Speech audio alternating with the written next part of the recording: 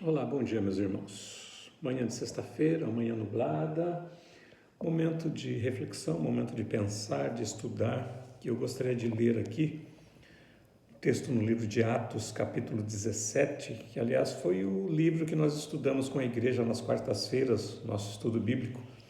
Você, aliás, está convidado a participar conosco dos estudos e também do culto de domingo, Escola Dominical, 9h30 da manhã, culto de domingo à noite, 19h30, na rua Ada Macaja, 94, em Paranaguá.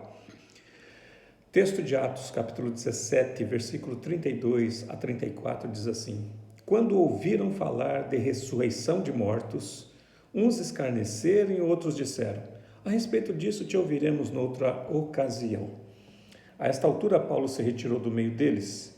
Houve, porém, alguns homens que se agregaram a ele e creram. Entre eles estava Dionísio, o Areopagita, e uma mulher chamada Dâmaris, e com eles outros mais. Muito bem. Pensando nesse texto aqui, pensando na realidade do nosso mundo evangélico, dos nossos dias, esse texto aqui, o contexto dele começa no versículo 16, quando Paulo chega em Atenas, que na Grécia era ali o centro da filosofia, do pensamento, do exercício de refletir sobre a vida. Paulo chega naquele lugar e diante da idolatria mostrada ali, uma série de altares a variados deuses, inclusive um altar ao Deus desconhecido.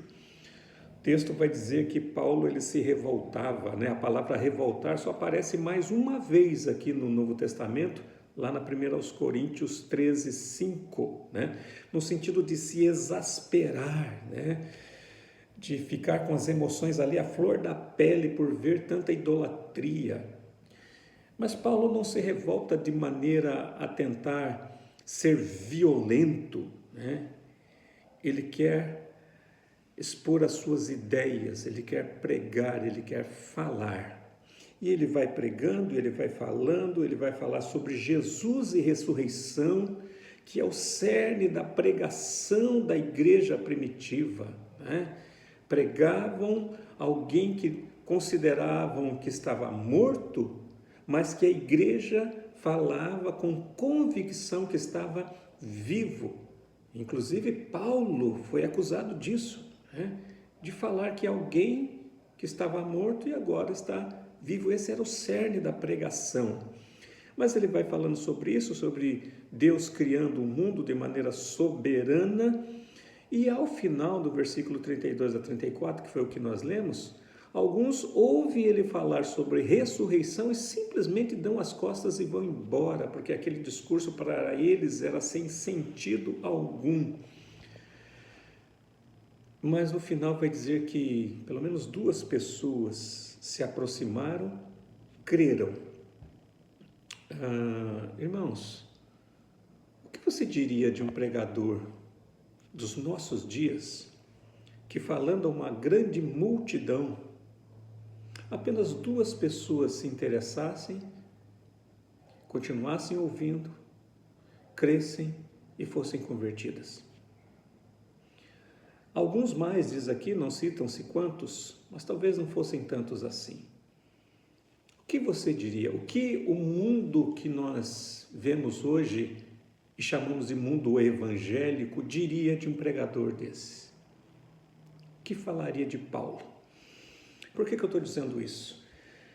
Porque há uma corrente de pensamento que está sustentando a igreja chamada pragmatismo. Pragmatismo nasce lá no século XIX nos Estados Unidos, que dentre tantas outras coisas que ele postula, ele vai dizer que uma filosofia, uma ideia, uma doutrina, ela tem validade baseada no efeito prático na vida, em dar resultados práticos e positivos. Se nós olharmos o texto, qual foi o resultado aqui?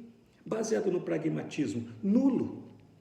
Você prega, você fala, você diz, você enfrenta ali aquelas pessoas, aqueles sábios, pensadores, e 2 pessoas, quando muito, talvez mais 3 ou 4, o texto não diz, a gente não tem como afirmar. Mas que efeito prático teve?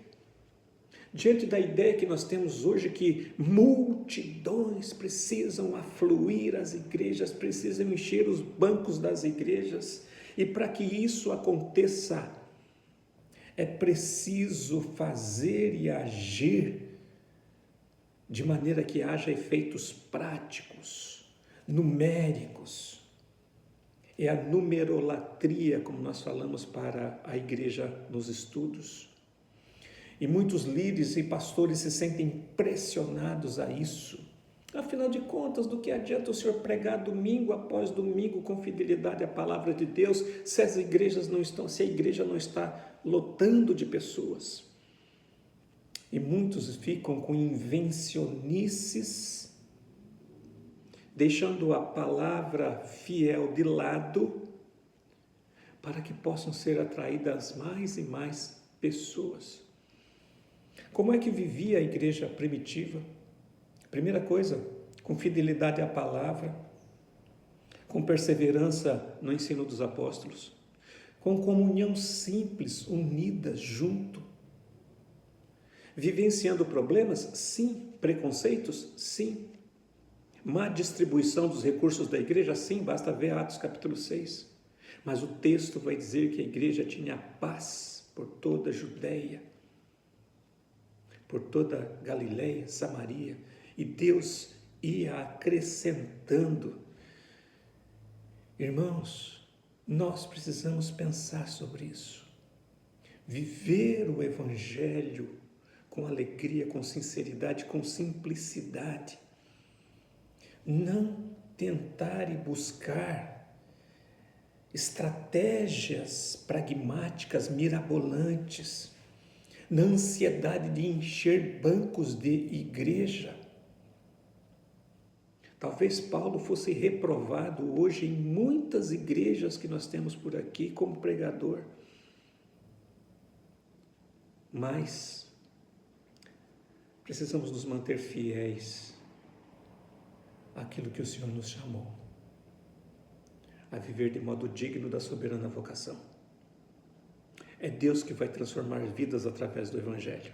Cabe a nós não nos envergonharmos desse Evangelho.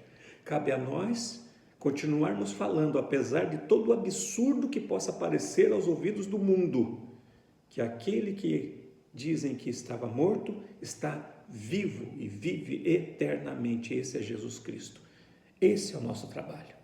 Continuar pregando, falando de Jesus. Que Deus nos abençoe.